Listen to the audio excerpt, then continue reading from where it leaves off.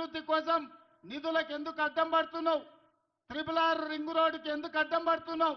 Radial రోడ్స్కి ఎందుకు అడ్డం పడుతున్నావు? హైదరాబాదు నగర ప్రజలకు చెప్పు.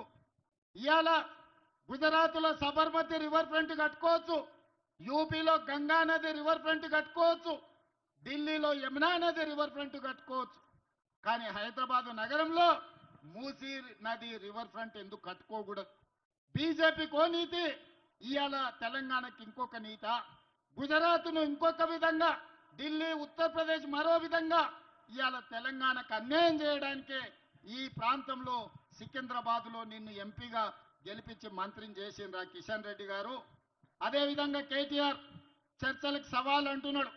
సవాలు ఇసరడం, పారిపోవడం నీ జాతిలోనే ఉంది.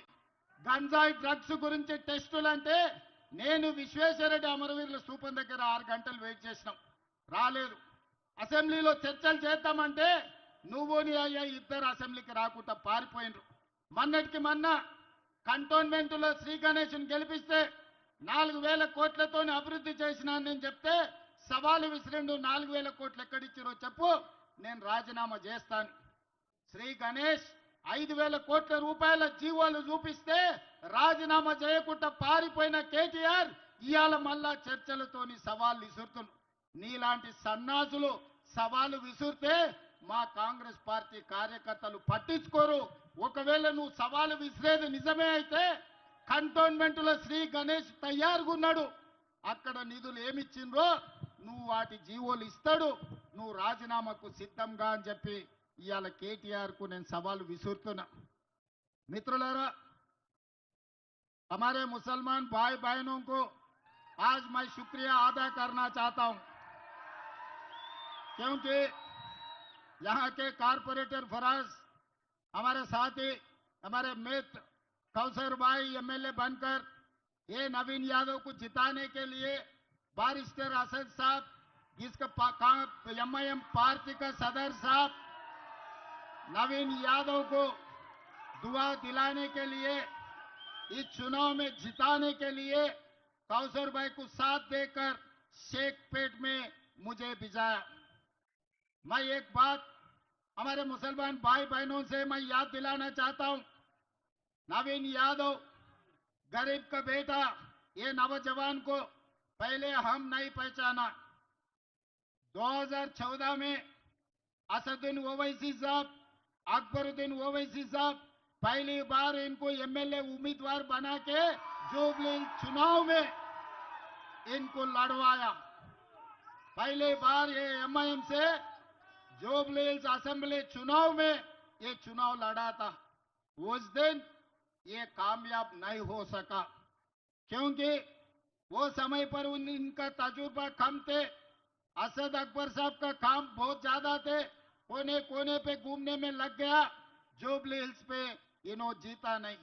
आज ये शेखपेट मोहल्ला में मेरा जितना दूर नजर लग रहा है, जहां तक मेरा नजर जितना दूर है उतने दूर हजारों लोग आके आज नवीन यादव को आशीर्वाद देने के लिए, दुआ देने के लिए हजारों नौजवान यहां खड़ा हुआ है।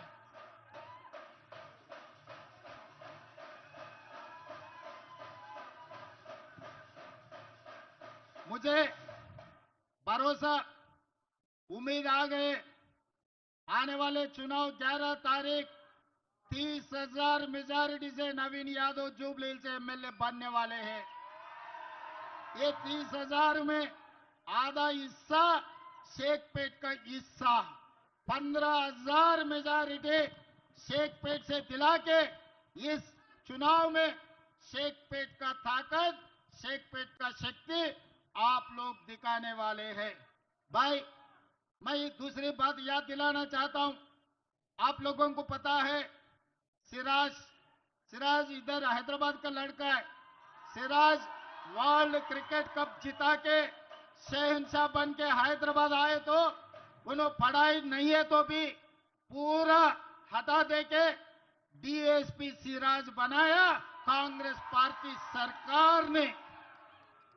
और दूसरी बात रहा निकत जरीन, निजामाबाद की लड़की, अब आपके बहन जी मेहनत करके वहां पर बॉक्सिंग वर्ल्ड चैंपियन बनकर तेलंगाना आए तो तेलंगाना सरकार 3 करोड़ रुपए नजराना देते हुए तेलंगाना के डीएसपी बना के तेलंगाना के ब्रांड एम्बेसडर बनाया सिराज और निकत जरीन को। यही नहीं, एडिशनल एडवोकेट जनरल इतने सालों से कोई माइनॉरिटी को नहीं दिए, इमरान खान को एडिशनल एडवोकेट जनरल बनाया। पब्लिक सर्विस कमीशन में माइनॉरिटी को हिस्सा दिए, राइट टू इंफॉर्मेशन कमीशन में माइनॉरिटियों को हिस्सा दिए। 11 लोगों को, हमारे भाइयों को दूसरे दूसरे कारपोरेशन चेयरमैन बनाए। और खासकर 4 दिन पहले भारत के खिलाड़ी पूरा दुनिया में देश के नाम जो रोशन किए, अपने भारत के खिलाड़ी कैप्टन मोहम्मद अजहरुद्दीन भाई को मैं मंत्री बनाया। एक खिलाड़ी, 2 खिलाड़ियों को डीएसपी बनाया, तीसरे खिलाड़ी को जो हिंदुस्तान को जिताया वर्ल्ड कप में, उनको मैं मंत्री बनाया।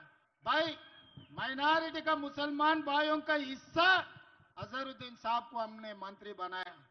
फिर किशन रेड्डी साहब को क्या तकलीफ हो रहा, पेट में क्या दर्द हो रहा?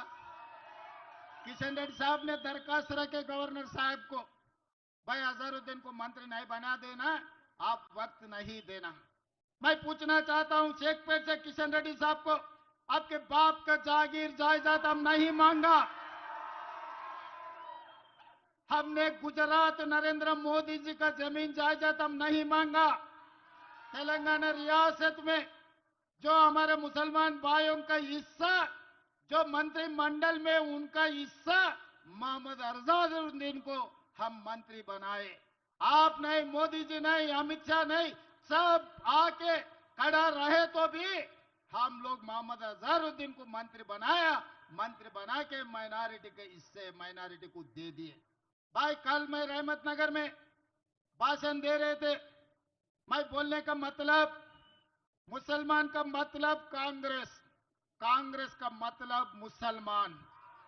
आज कांग्रेस की ताकत